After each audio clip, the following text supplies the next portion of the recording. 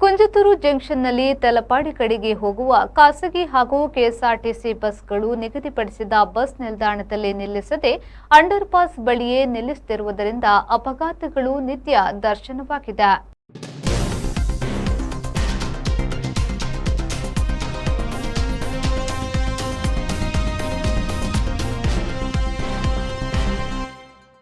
ರಾಷ್ಟ್ರೀಯ ಹೆದ್ದಾರಿ ಅಭಿವೃದ್ಧಿಯಾದ ನಂತರ ಅಂಡರ್ ಪಾಸ್ ಬಳಿ ಬಸ್ಗಳನ್ನು ಬೇಕಾಬಿಟ್ಟಿಯಾಗಿ ನಿಲ್ಲಿಸುತ್ತಿರುವುದು ಇತರ ವಾಹನ ಸವಾರರಿಗೆ ಮತ್ತು ಪಾದಚಾರಿಗಳಿಗೆ ದೊಡ್ಡ ಪ್ರಾಣಭೀತಿಯನ್ನ ತಂದೊಡ್ಡಿದೆ. ಈ ಬಗ್ಗೆ ಸಾರ್ವಜನಿಕರು ಮತ್ತು ಸ್ಥಳೀಯರು ಹಲವು ಬಾರಿ ಸಂಬಂಧಪಟ್ಟ ಅಧಿಕಾರಿಗಳನ್ನ ಹಾಗೂ ಪೊಲೀಸರನ್ನ ಸಂಪರ್ಕಿಸಿದ್ರೂ ಯಾರೂ ಇತ್ತ ಕಡೆ ತಿರುಗಿ ನೋಡಿಲ್ಲವೆಂಬ ಆರೋಪವಿದೆ.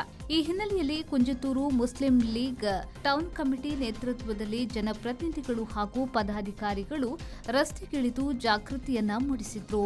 ಕಾನೂನು ಉಲ್ಲಂಘಿಸಿ ಅಂಡರ್ ಪಾಸ್ ಬಳಿ ನಿಲ್ಲಿಸುತ್ತಿದ್ದ ಬಸ್ಗಳನ್ನು ತಡೆದ ನಾಯಕರು ಬಸ್ ಚಾಲಕರು ಹಾಗೂ ನಿರ್ವಾಹಕರಿಗೆ ಪರಿಸ್ಥಿತಿಯ ಗಂಭೀರತೆಯನ್ನ ಮನವರಿಕೆ ಮಾಡಿಕೊಟ್ಟರು.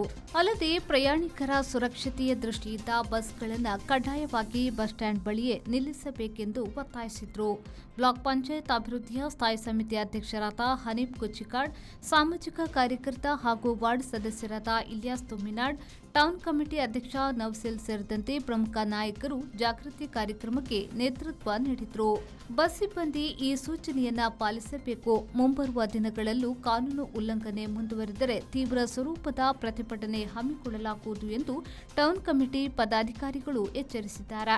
ಜೊತೆಗೆ ಮೋಟಾರ್ ವಾಹನ ಇಲಾಖೆ ಹಾಗೂ ಪೊಲೀಸ್ ಇಲಾಖೆ ತಕ್ಷಣವೇ ಮಧ್ಯಪ್ರವೇಶಿಸಿ ಕಟ್ಟುನಿಟ್ಟಿನ ಕ್ರಮ ಕೈಗೊಳ್ಳಬೇಕು ಎಂದು ಸ್ಥಳೀಯರು ಆಗ್ರಹಿಸಿದ್ದಾರೆ.